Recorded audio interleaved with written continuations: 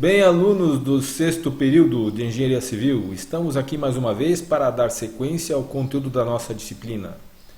Hoje vamos ver tensões principais e cisalhamento máximo no plano. Então vamos tratar dos objetivos a serem atingidos nesta aula. As tensões principais são tensões normais, máxima ou mínima. Em uma configuração de tensão principal, você vai visualizar a tensão máxima e a tensão mínima, que define um intervalo no qual as tensões normais podem variar. Para cada configuração, nós vamos ter diferentes valores de tensões normais. Como a gente viu na aula passada, as equações de transformação no plano, elas apresentam configurações equivalentes entre si de tensões normais que têm valores distintos, mas no entanto causam o mesmo efeito no material. Então essas tensões normais podem variar dentro de um intervalo. Os limites desse intervalo vão ser os valores das tensões principais, vai ser o valor mínimo e o valor máximo. Para as tensões de cisalhamento também nós vamos encontrar uma configuração de valor máximo.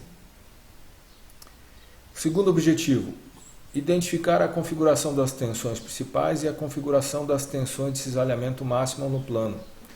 Existe uma forma de identificar essas configurações de tensões que é a seguinte: as tensões principais vão ter uma característica.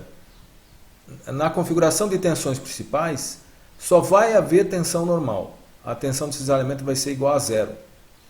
Então, se você vir uma configuração de tensões onde o cisalhamento é nulo, pode ter certeza que essa configuração que você vê é uma configuração de tensões principais.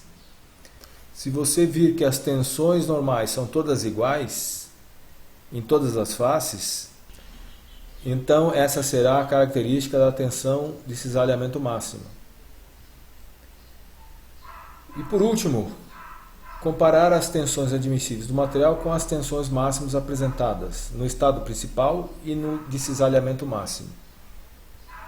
Então esse seria o principal objetivo da análise. Para uma dada configuração de tensões de referência, você precisa encontrar uma configuração equivalente que apresente valores máximos de tensões. Esses valores máximos vão servir para verificar se o material vai apresentar falha ou não. Para que não apresente falha, as tensões máximas não podem ultrapassar o valor da tensão admissível do material. Se essas tensões máximas forem maiores que a tensão admissível do material, o que vai acontecer é o colapso, a falha da estrutura. Vamos deduzir as equações que nos permitem encontrar as tensões principais. As tensões principais são tensões normais, máximas e mínimas.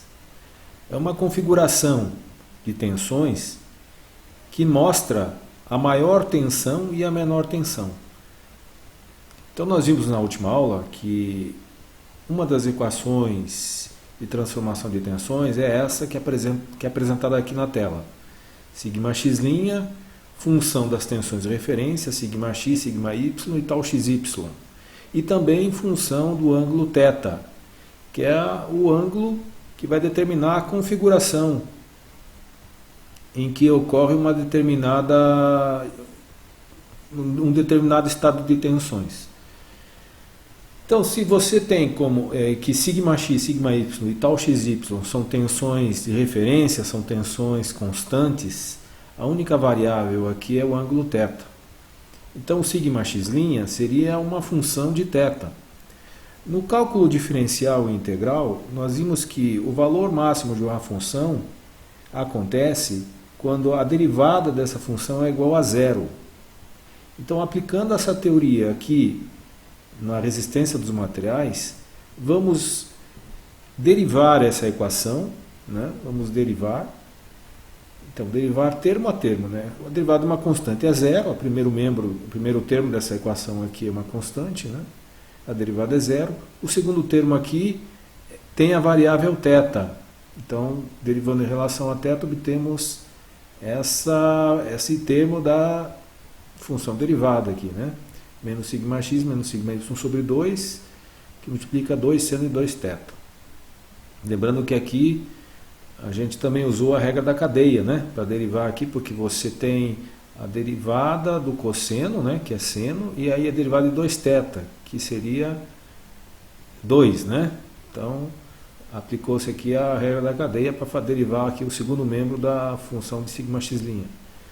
E a derivada do último termo aqui seria tal xy, derivada de seno é cosseno, né? E derivada de 2 θ é 2. Então está aqui a derivada do terceiro termo da função.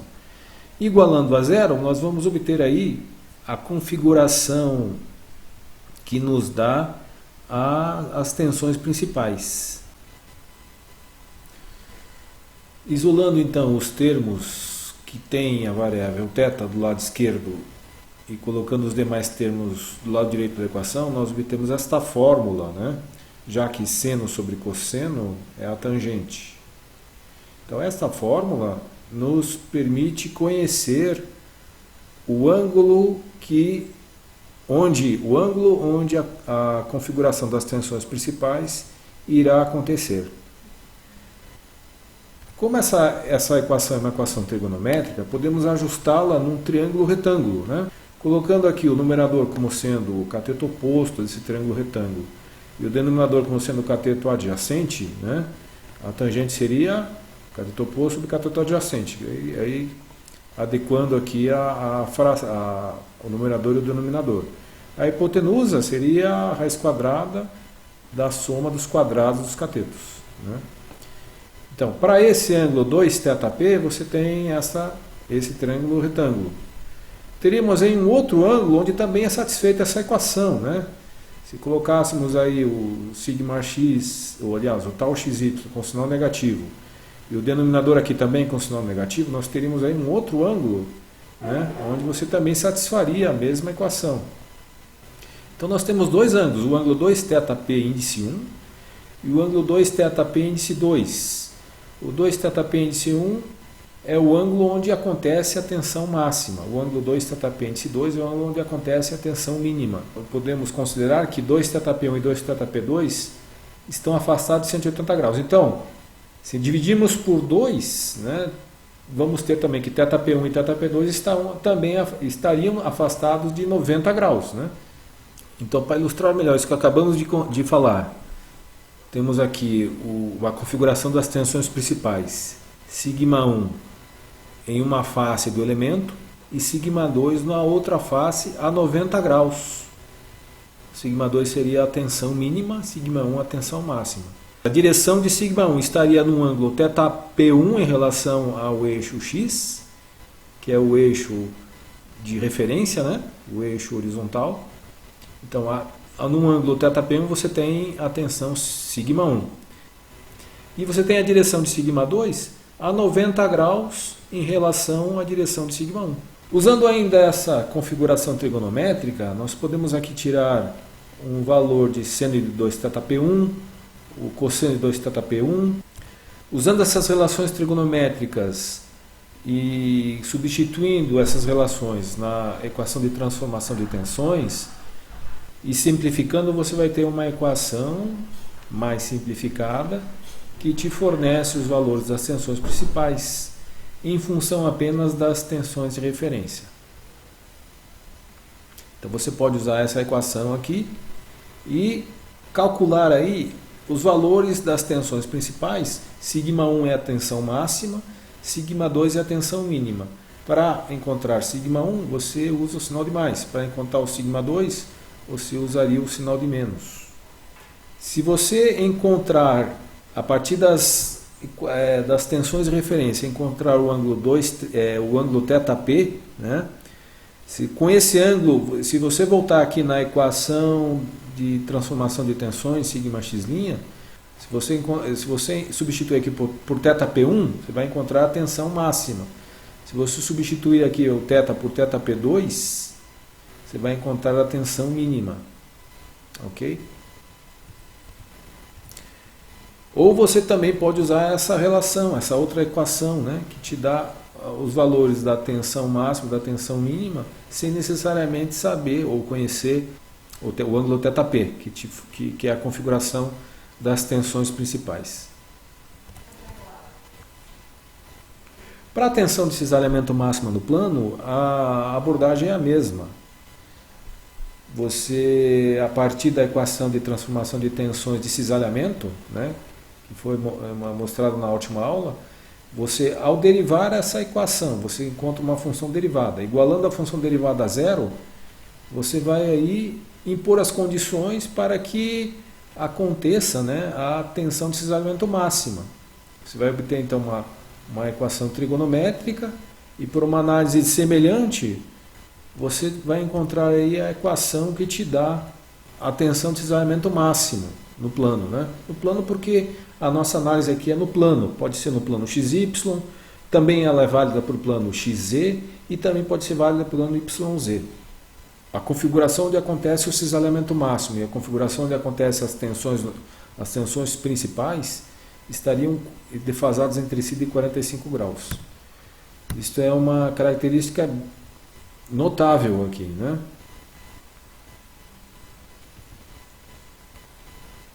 Aqui neste slide eu vou mostrar para vocês aqui, para uma configuração de referência qualquer aqui, ó, vamos colocar aqui sigma x igual a 25, né? Uma tensão de 25 pode ser megapascais, sigma y 15 megapascais e tal xy igual a 30 megapascais. Então está aqui essa configuração de referência, certo?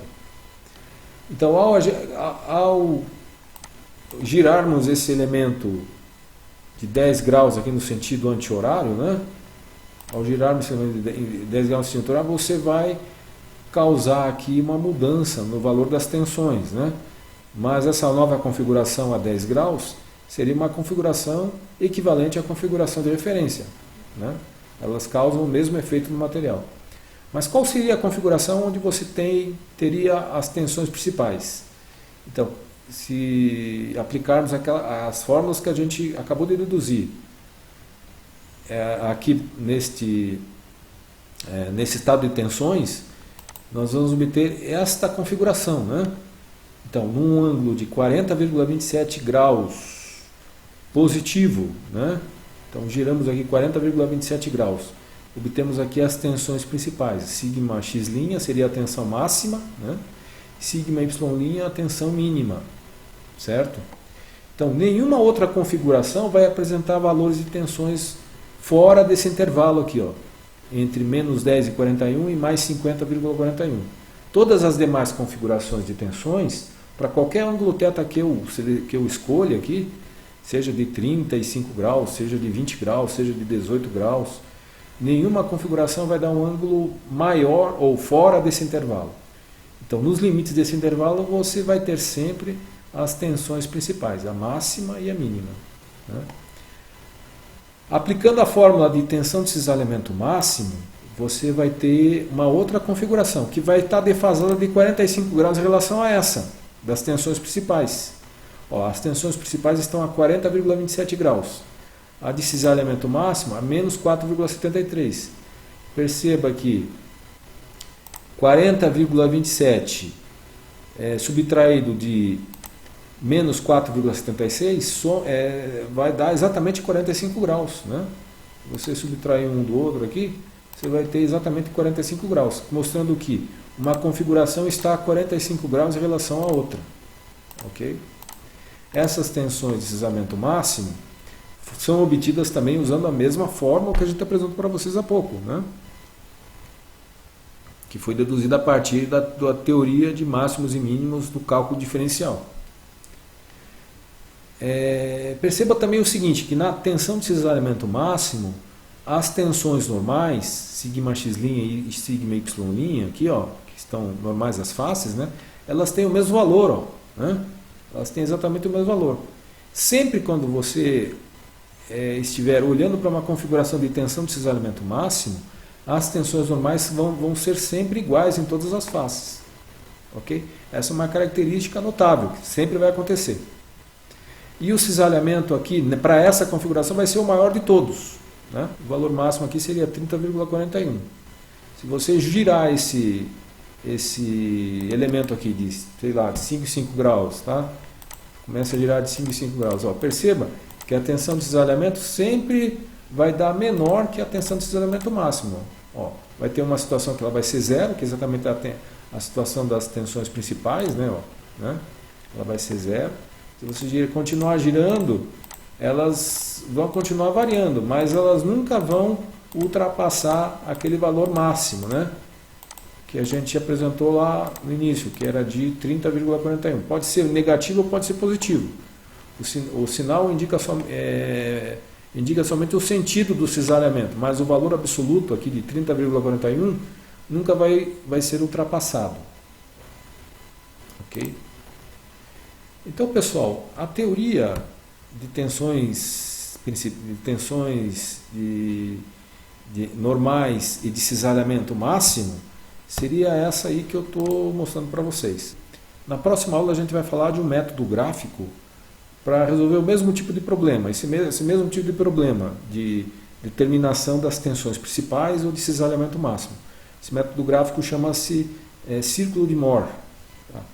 Vou deixar também os slides desta aula lá no ambiente do AVA para vocês consultarem. Lá vocês têm exercícios resolvidos e exercícios propostos.